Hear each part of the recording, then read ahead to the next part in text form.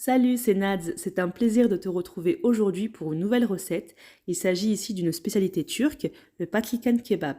En fait, il faut tout simplement alterner de la viande hachée, enfin du kofté, avec des légumes. Moi, en l'occurrence, j'ai choisi la pomme de terre.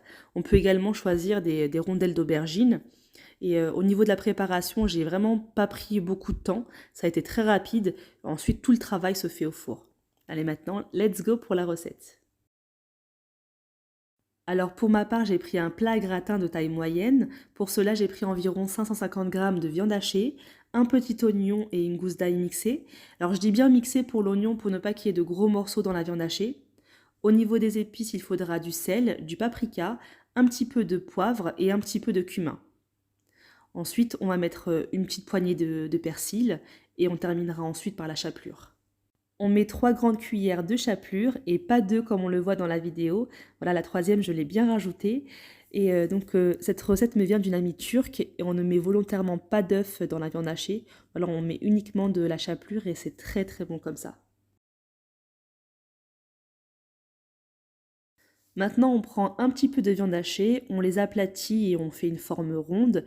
Et il ne faut pas hésiter à aplatir même un peu plus que moi pour qu'on ait suffisamment de viande hachée pour tout le plat.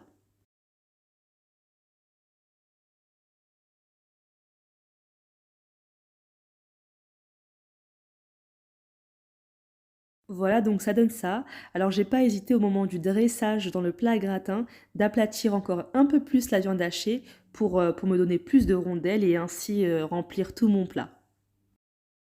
Pour mon plat à gratin d'une dimension de 22 sur 20 cm, j'ai pu utiliser 4 grosses pommes de terre que j'ai coupées en fines rondelles.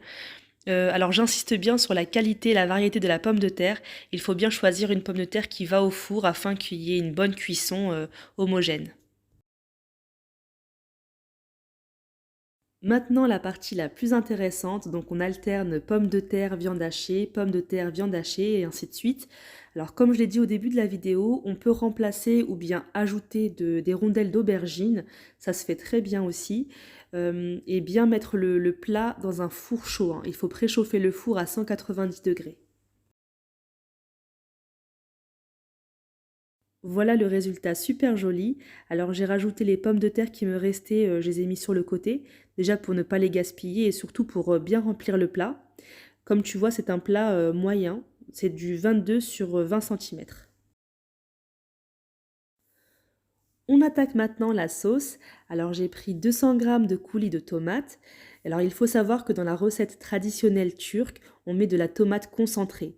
Mais personnellement, je préfère la recette avec du coulis de tomate. Pour moi, c'est bien meilleur. On met un bon filet d'huile d'olive ou alors de l'huile de tournesol, à toi de voir. Pour les épices, on va mettre du sel, du paprika et un petit peu de poivre et la moitié d'un verre d'eau bien chaude. Je verse enfin toute la sauce dans le plat.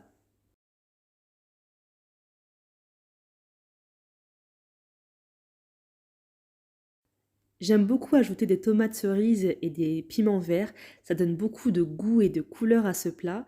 Et l'odeur du piment au four, c'est juste magnifique, on se croirait dans un restaurant turc. Et enfin, avant de le placer au four, on va d'abord mettre du papier cuisson mouillé. Donc là, on ne le voit pas trop, mais j'ai bien mouillé mon papier cuisson. On fait ça pour que la cuisson se passe bien et que les pommes de terre et la viande hachée ne crament pas au four. Mon plat est prêt à aller dans un four préchauffé. La cuisson se fera à 190 degrés pendant environ 50 minutes, voire 1 heure, tout dépend des fours. Et on va s'assurer de retirer le papier cuisson pour laisser encore dorer au four pendant 5-10 minutes. Voilà le résultat. Alors au niveau de l'odeur, c'est juste magnifique. L'odeur du piment, de la tomate, c'est juste excellent. Je te donnerai toutes les précisions en barre d'infos. Et sur ce, je te dis à très vite pour une nouvelle recette. Et n'oublie pas de lâcher un like, ça fait toujours plaisir.